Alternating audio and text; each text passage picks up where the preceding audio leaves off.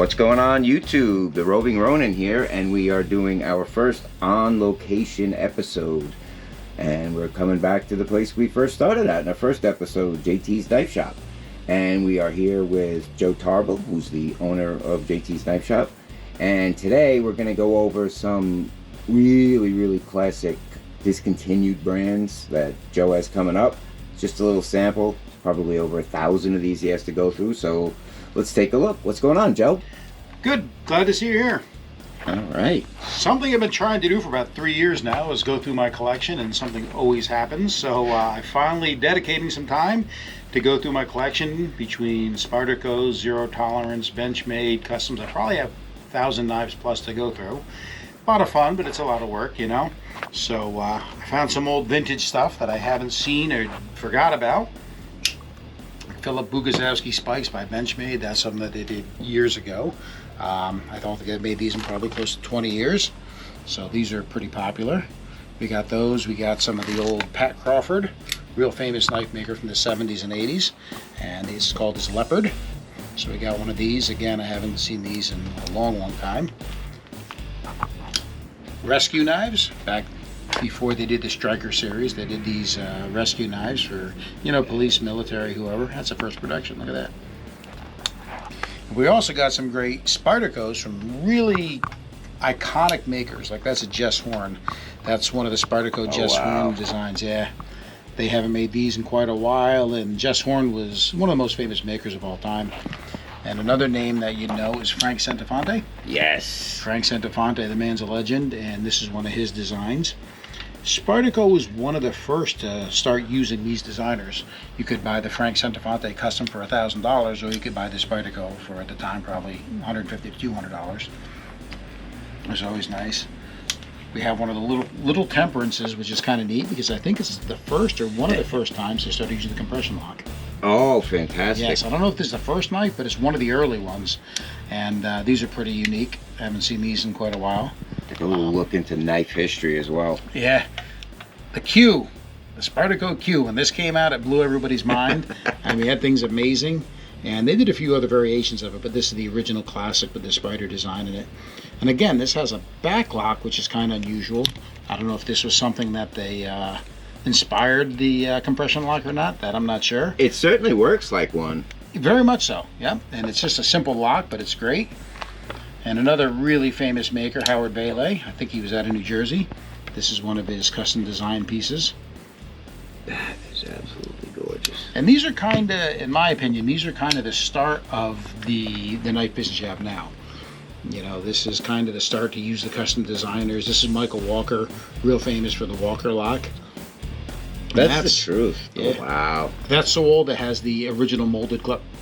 Doesn't even have the metal clip, had the original molded plastic clip. And this is another D Holder. This is D Holder, a famous knife maker I think has passed away. This is called the Toad, really cool little titanium piece. Yeah, it makes a nice little money clip. And we have the Matriarchs, the original Matriarch. Look at that Hawk Bell, that's great. Yeah, it's neat. ATS 55 steel, which I don't think they've used in a long time. You can see so many precursors to later models in these. Absolutely. That one I think they called the Merlin. That was the Merlin. It was one of the first hook blades for cutting rope and whatnot. And this, I don't know why this is in here, but that's a custom piece by Ken Steigerwald, and that's a hidden action auto in carbon fiber. He was a really hot maker going back 10 years ago, and he makes really outstanding stuff. And it's neat because it's hidden action. You don't see a button on it. That is great. Yep.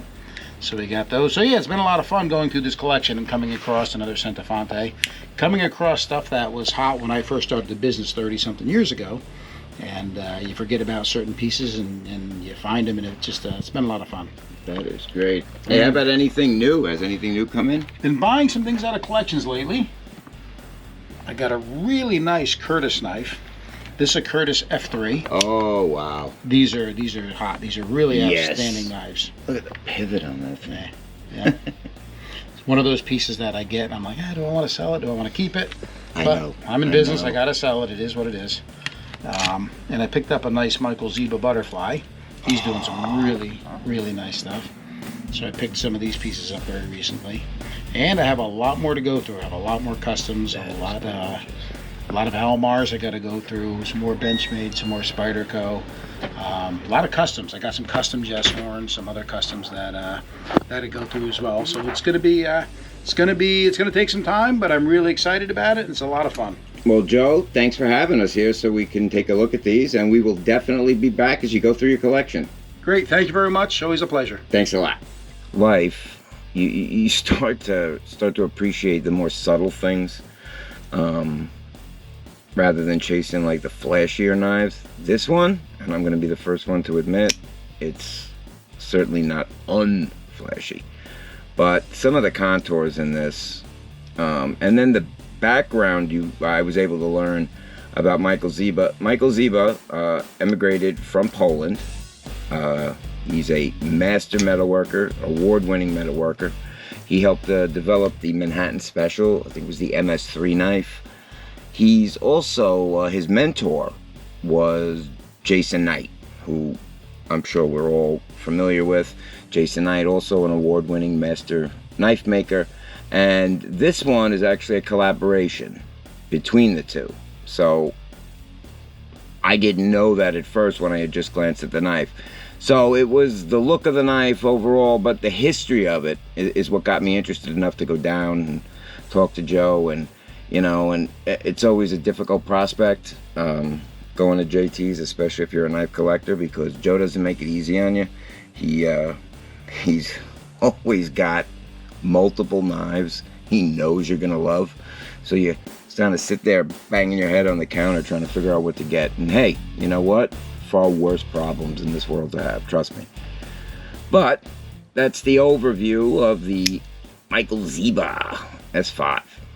This is really just one of those ones that goes into your collection and you kind of remember everything about how it came about. So absolutely loving this, guys. And let me give you some updates. As I said, we're going to be doing future episodes on location at JT's to unravel that collection that he's going through. I know he's going to be cataloging and pricing and putting everything up on the website. So in the meantime, since JT's and my good buddy Joe Tarbell are such great supporters of my channel, I will try my best to link them down there as well. Still getting used to the whole linking sites process. But if by some chance I'm unable to, please visit jtknives.com and take a look at what they have now. They'll be updating the site, but all their information is there, store hours, phone number. You give them a call, and it's a great experience because you're not just calling some knife retailer where somebody's reading from a book specs on a knife. You're calling another collector. So it's a great conversation, and I'm sure you'd enjoy it. So again, that's jtknives.com. And don't also forget to go and visit Bastion at the box here. And the site is bastionessentials.com. Once again, I'm going to try my best to link that down below, but give them a look. It's really been a great pen, and I admit, have not had to write with it yet. But I carry these things usually for about 2 weeks, and then I do a follow-up video on it. You guys will be seeing follow-up videos for my carries of the Civivi Odium and the Damn Designs Invictus, one right after the other as I switch my daily carries. So, guys, please like and subscribe below. Help us grow. And remember, you can follow me on Instagram at BillsEDC_obsession. And once again, you guys have a great week. Everyone be safe and stay sharp. All right, well, here we are back at Ronin Studios, and wanted to take a few minutes to go over something I picked up when I was at JT's, and also I wanted to take a sec to talk about something I picked up about a week ago I'm sure a lot of you, like me, really get into EDC pens. Whole bunch of them out on the market, I know that. But I picked one up from Bastion. And this is I'm pretty sure it's the Bastion Luxury Edition. It's brushed aluminum. It's a bolt action. Phenomenal weight on this. That's one of the things I look for in EDC pens. What I'm going to try to do, just so you guys can get familiar, as you can see, it's got the little tip on there. I haven't actually had to write with it yet. But I'm going to link the site down below for Bastion, so you guys can go and take a look. Give them a look. They have a huge selection of pens. Titanium, brushed aluminum, stainless steel, and everything from clicks to bolt actions. I've been carrying this around. Like I said, I haven't actually had to use it to write, but it's just something about that feeling of a good, solid, heavy pen. So yeah, I'm gonna link it down below. Right? We can all use a great EDC pen. Some people say if you don't write it down, it never really happens. So give them a look, and hopefully you find something that works with you. Now, I wanted to take some time. We're coming back from our on-location shoot at JT's. We will be going back. As I said, the collection that we kind of went over was a really small fraction. We covered just some of the Spydercos.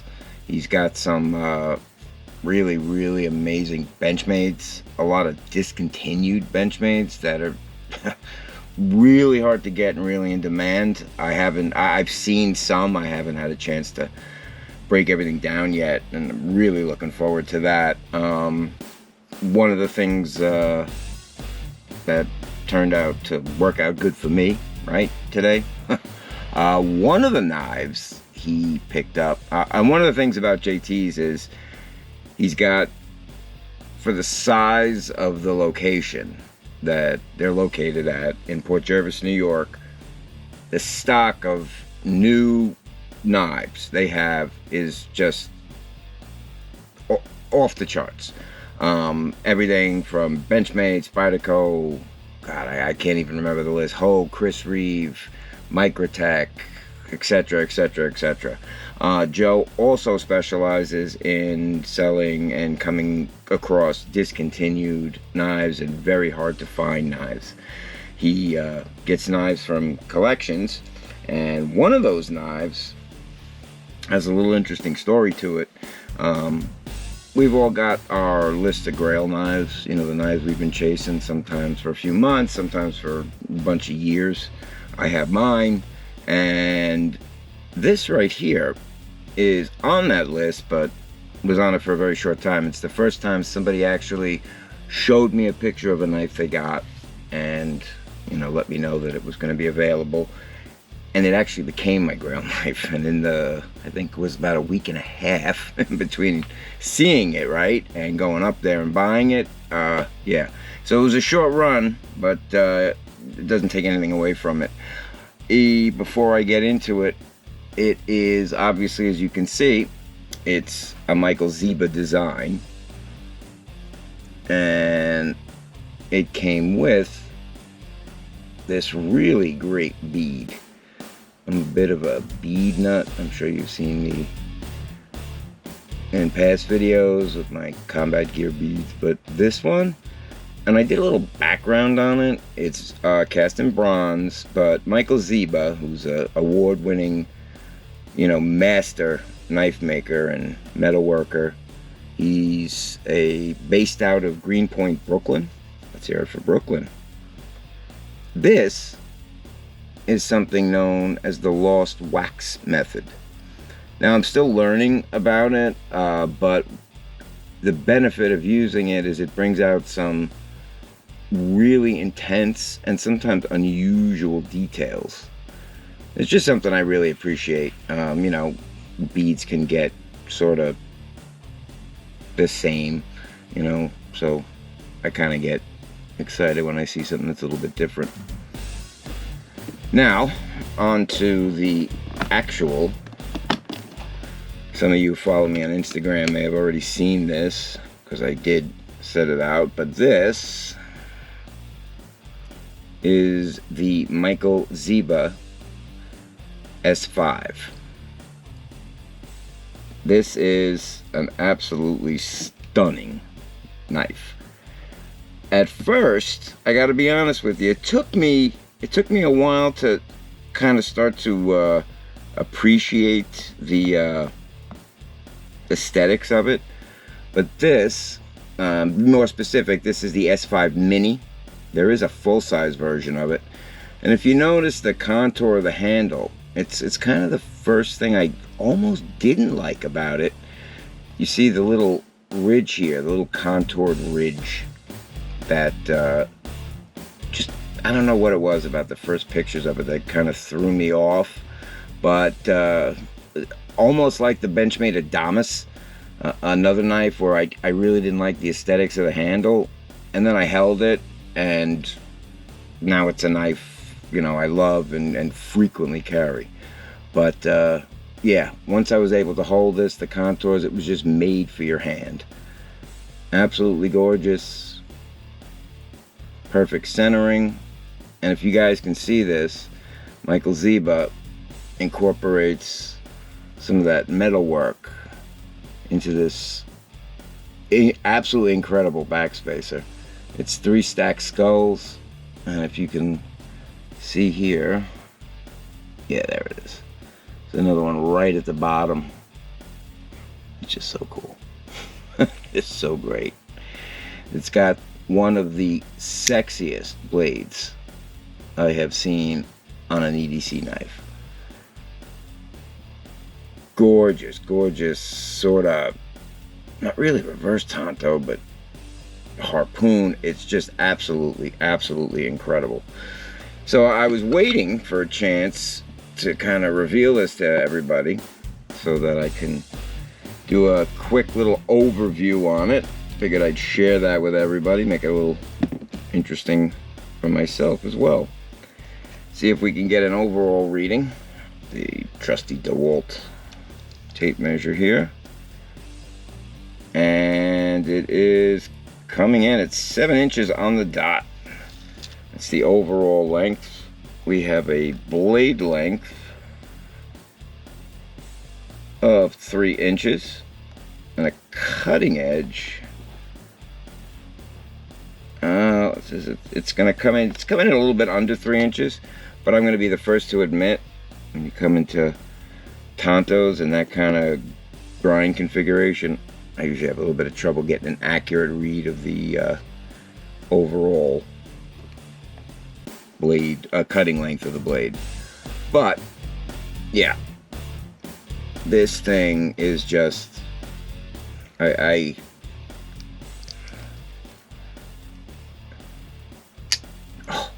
beautiful drop shot action.